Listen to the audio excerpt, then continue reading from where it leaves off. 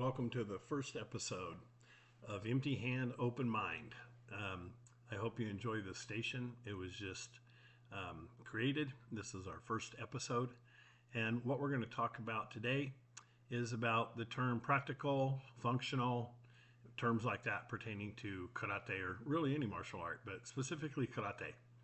So my name's Steve Wilson, and I've trained in Okinawan Goju-Ryu for 53 years. And watching podcasts and reading different martial art books, a lot of people say that, well, I don't really like the term practical, and I don't really like the term functional when it pertains to karate.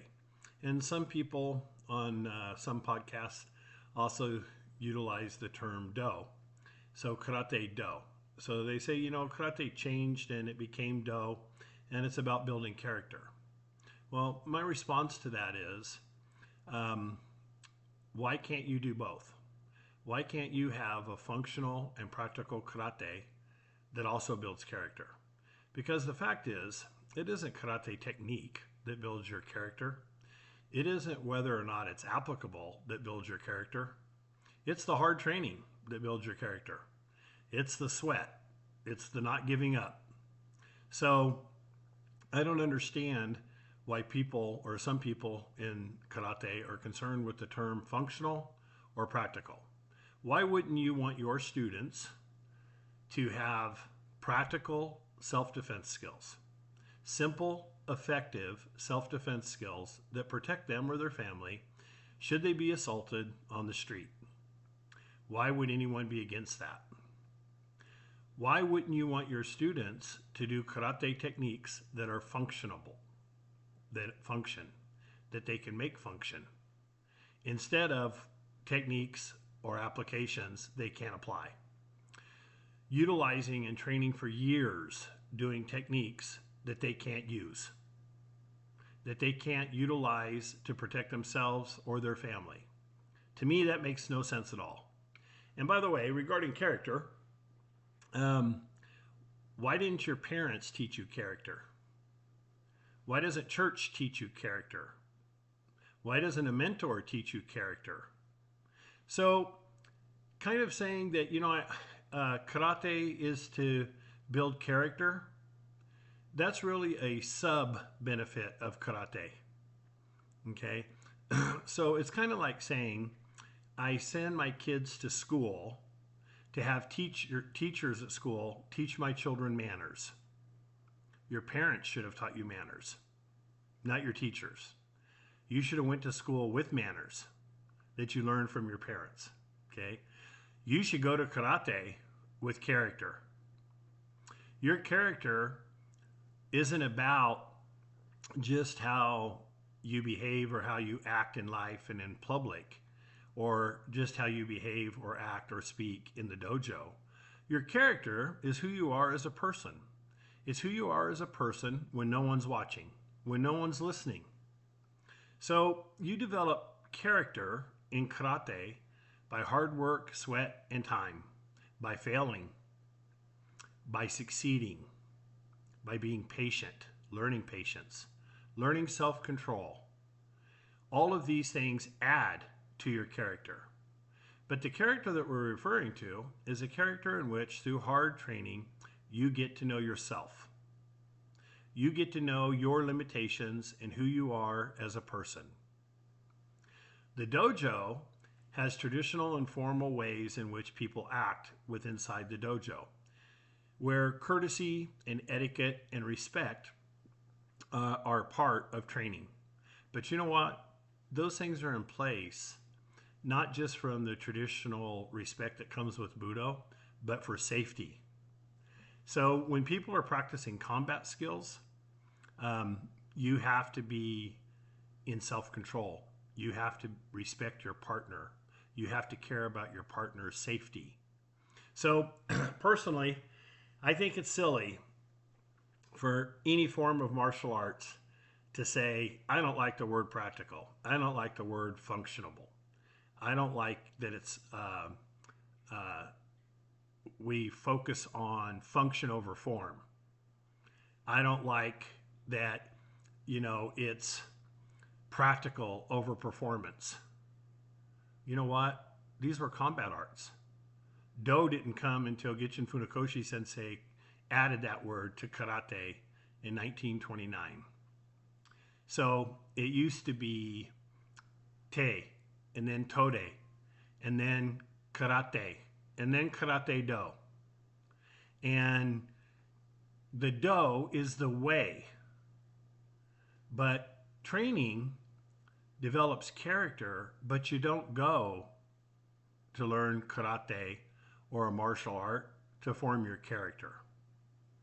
You go because either you want to get in great shape, you enjoy the physicality, you enjoy the camaraderie, you enjoy the challenge, you become more physically strong, you become faster, all those benefits. But a lot of people join because they've been bullied, or they lack confidence, or they're afraid they may be attacked in real life and they have no clue how to defend themselves.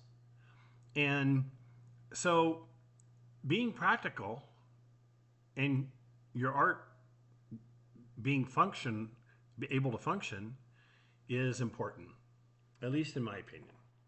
Personally, this may sound extreme, but I think that if you practice karate and you can't apply it, and it's not practical, and you're unable to use it because it's not practical, and you haven't ever been pressure tested in the dojo, then you're going to fail in the street in defending yourself.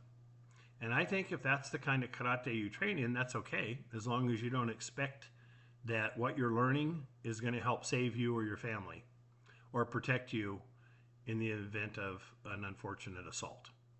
So you might as well just go exercise, man. Get a gym membership, join a gym, have fun, get strong, get faster, get more flexible, and then you can walk out the door and it has absolutely nothing to do with the ability to protect yourself. Okay? So most people have the ability to walk away from a confrontation before ever walking in the dojo. Why? Because they're afraid. They don't want to get beat up. I don't know anybody that wants to get beat up.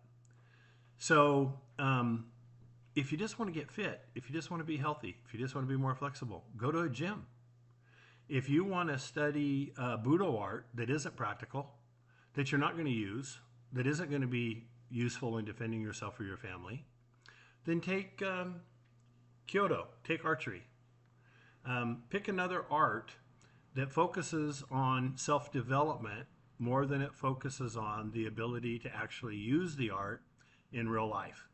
There's something out there for everybody. There's probably 1,000 styles in the world. There's probably 300 that people know of and that are somewhat common. And so you can pick what's for you. If you don't like punching and kicking, judo is very effective. It's very healthy. You get very fit, and it is practical. When you throw somebody on concrete, it hurts. So if you practice judo, it helps you in learning how to prevent being thrown, and it teaches you how to throw others. Okay. Also how to control their energy and their strength coming to you and using that against them. And it's effective. I trained in judo until I obtained a brown belt, and then I completely focused on karate because that's what my sensei wanted me to do. But anyway, I think karate should be practical. I think it should have function. I think that students train a really long time without the ability to defend themselves, without learning applicable self-defense. And I think that's on the teacher. I think that it's silly that students train a year, 2 years, 3 years, and can't defend themselves. There's something wrong with that. To defend yourself, you have to do more than just punch and kick in the air. You even have to do more than hitting focus shields or kicking and hitting a heavy bag. You have to pressure test it. Now, a lot of karate schools exclude kumite. Some do it because of liability. Some say, well, you can't use the real techniques in the dojo because they're too lethal. I think all that's kind of an excuse. Um, I think those dojos just don't want to fight. So that's okay. You can choose your path, and there's nothing wrong with that if that's what it is you desire to do. Um, I wouldn't want to train in karate if it didn't include kumite. I wouldn't want to train in karate if it wasn't pressure tested. If my doshi and kohai and senpai, that's people equal to me, below me, and above me in the dojo, didn't punch, kick, and attack me hard and fast after I developed some skills. In Ippon Kumite, Yakusoku Kumite, all the various methods used in karate to lead up to kumite skills. Why in Goju-ryu and Uechi-ryu and these other Okinawan arts that do heavy and hard body conditioning, um, why do you do that and bang your arms and your legs and your body and take hard contact just standing still, not defending yourself? If it's not important to learn how to receive a hard attack, because it is important.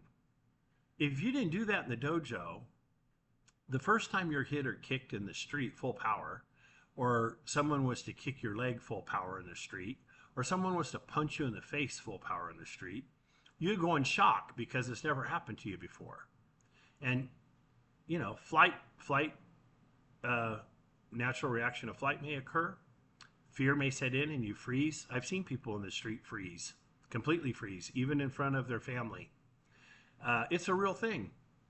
The dojo conditions you to be able to remain calm, see the attack, try your best to avoid the attack.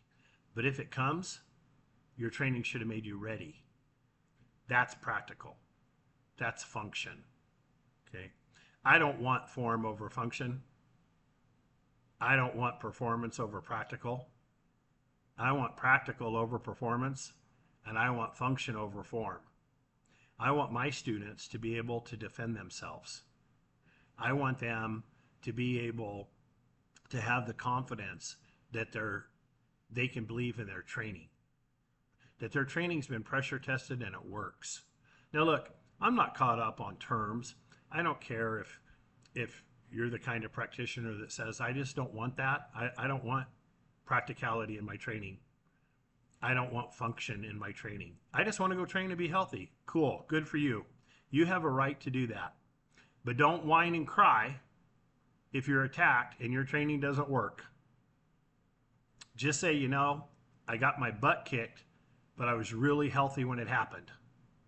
And I felt really good when it occurred. Well, until it was over, and then I was in pain. So, each to their own, and what you do doesn't affect me. It doesn't impact me. But I think it's silly. It's silly to want to exclude function and practical in karate. But hey, this is empty hand, open mind. I have an open mind, and you're welcome to have a closed mind or an open mind and see it and view it how you desire, train how you desire. But welcome to the show. There's a lot more to come. In the future, we're going to have some guests on. I'm going to cover a wide range of topics on here. And I hope you enjoy it, and I hope you subscribe, and I hope you participate. And I wish you the best in your training, and whether you have function or you just have form, or whether or not you have performance or you have practical. Man, it's your cup of tea. Fill it how you desire. Drink whatever Kool-Aid you want to drink. I just hope the journey's awesome for you. It's beneficial for you in whatever way you're seeking. But honestly, I hope you're open-minded enough that you would like for your training to be practical enough to defend yourself should the need ever arise. And I really hope and pray it never does. I hope you never, ever get in a physical altercation, because there really is no winner. But I can tell you one thing. It's really bad to be the loser. Have a great week. Thanks for tuning in and for watching. Please subscribe if you enjoy the talk. There'll be many more coming. and have a great week of training. Thanks.